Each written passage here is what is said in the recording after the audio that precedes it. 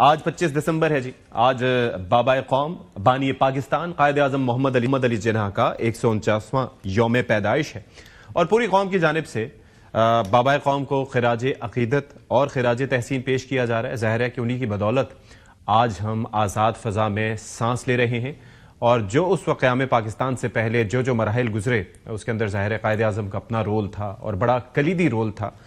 پہلے governor general بھی وہ پاکستان کے رہے اور خاص طور پر جو خواب علامہ اقبال نے دیکھا تھا اس کی تعبیر بابا قوم نے ہمیں دی. ظاہر ہے چیلنجز بہت ہیں لیکن ان چیلنجز سے نبرد آزما ہونے کے بعد خدا کا شکر یہ ہے کہ ہمارے آس پاس دشمن بھی بہت ہیں.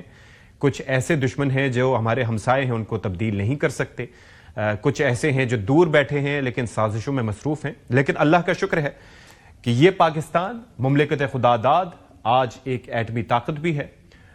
پہلے یہ کہا جاتا تھا کہ نان کنونشنلی ہی ہمارے پاس ایک آپشن موجود ہے جس سے ہم اپنا دفاع کر سکتے ہیں, لیکن اب پاک فوج نے, پاک فضائیہ نے, پاک بحریہ نے یہ ثابت کر دیا ہے کہ پاکستان کا دفاع جس کے بارے میں ایک عزم ہوتا تھا کہ ناقابل تسخیر ہوگا, الحمدللہ ویسے ہو چکا ہے.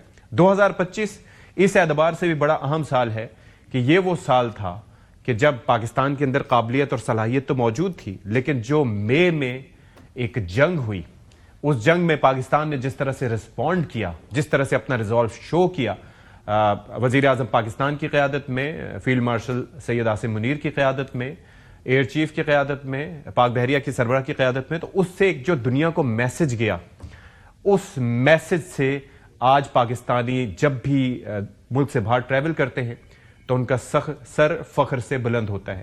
ساری دنیا میں جہاں جہاں خبریں دیکھی جاتی ہیں, سنی جاتی ہیں, وہاں پر یہ بات پتہ چلتی ہے کہ جی پاکستان کوئی قوم ہے جس نے اپنے سے سائز میں بڑے دشمن کو پچھاڑ دیا, اور یہ بہت بڑی بات ہے. اور آپ یقین کیجئے کہ جو بیرون ملک رہنے والے پاکستانی ہیں ان کے لیے کتنے فخر کی بات ہوگی کہ آج وہ جہاں پر بھی جاتے ہیں پاکستان کا تذکرہ سنتے ہیں.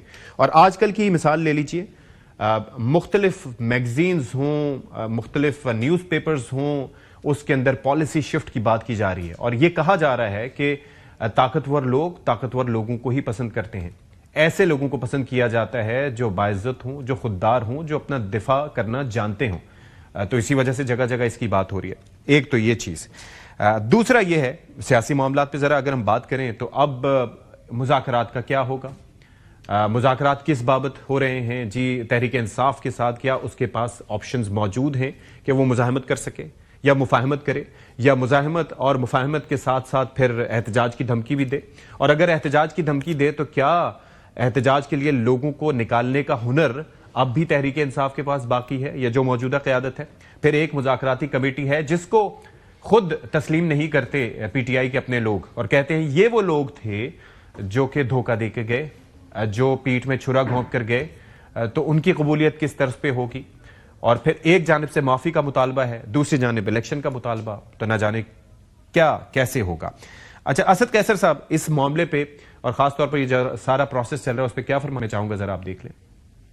دیکھیں, ہم اپنے لیے کوئی ریلیف نہیں مانگ رہے, نہ عمران خان کے لیے ہم نے کوئی مطالبہ کیا ہے. ہم نے ایک واضح طور پر جو موقف اپنایا ہے کہ جمہوریت کے لیے, آئین کی بالادستی کے لیے اور قانون کی حکمرانی کے لیے اور سول سپرمیسی کے لیے 1973 آئین کو عملی شکل میں بحالی کے لیے ہم تمام اسٹیک ہولڈر کے ساتھ بات کر سکتے ہیں. ہم کہہ سکتے ہیں کہ علیمہ خان صاحبہ کی بھی تائید حاصل ہے اس اعلامیے کو؟ بالکل حاصل ہے. ہم نے تمام اسٹیک ہولڈر کو بات پہ لیا ہے. ہم تو جو ایشوز ہیں, ایجنڈا ہے, اس پہ بات کے لیے تیار ہے. تحریک تحفظ آئین پاکستان تیار ہے, پی ٹی آئی نے تو ریجیکٹ کر دیا نا. پی ٹی آئی پارٹی ہے, حصہ ہے اس کا, ہم کوئی کیسے پی ٹی آئی کی بغیر کر سکتے ہیں.